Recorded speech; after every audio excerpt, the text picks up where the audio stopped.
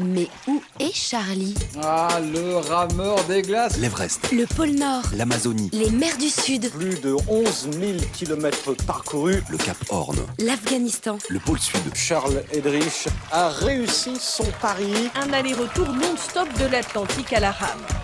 Où est Charlie?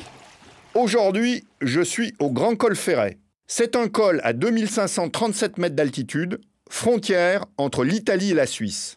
Le panorama est inoubliable avec une vue à la fois du versant italien du Mont Blanc et des neiges éternelles des sommets suisses. Je suis passé là-bas souvent, notamment en août 2011, à l'occasion de l'Ultra Trail du Mont Blanc. C'est une course à pied en montagne non-stop sur 170 km et 10 000 mètres de dénivelé positif. On estime l'effort à fournir comparable à une course sur route de 300 km, soit la distance de 7 marathons consécutifs. Les meilleurs mondiaux de la discipline s'y retrouvent. L'itinéraire consiste à faire le tour complet du massif du Mont Blanc en empruntant les chemins de grande randonnée.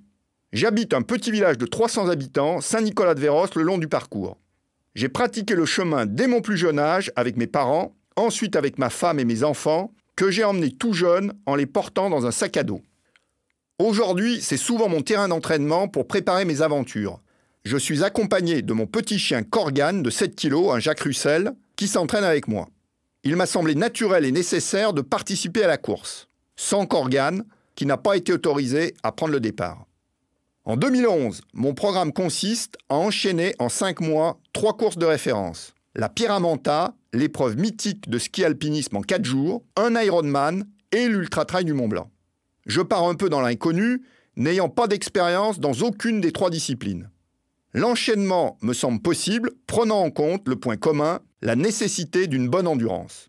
Une fois bouclé la Pyramenta en mars et l'Ironman de Nice fin juin, assez content de mon résultat, je suis au départ de la 3e épreuve, très en forme, mais sans beaucoup de kilomètres de course en montagne. La priorité est bien sûr d'aller au bout, mais passionné de compétition, le but est aussi de terminer dans le meilleur temps possible.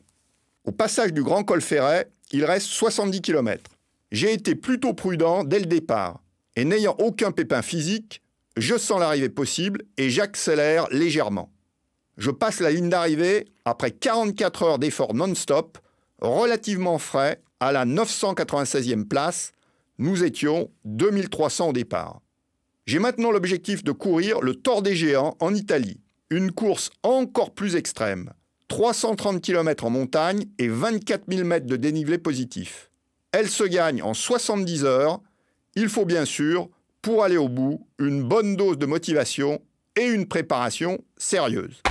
Mais où est Charlie? Première traversée du détroit de Berry. Les mers du Sud, Le Cap Horn, le passage du Nord-Ouest. En autonomie complète. Où est Charlie? Réponse la semaine prochaine.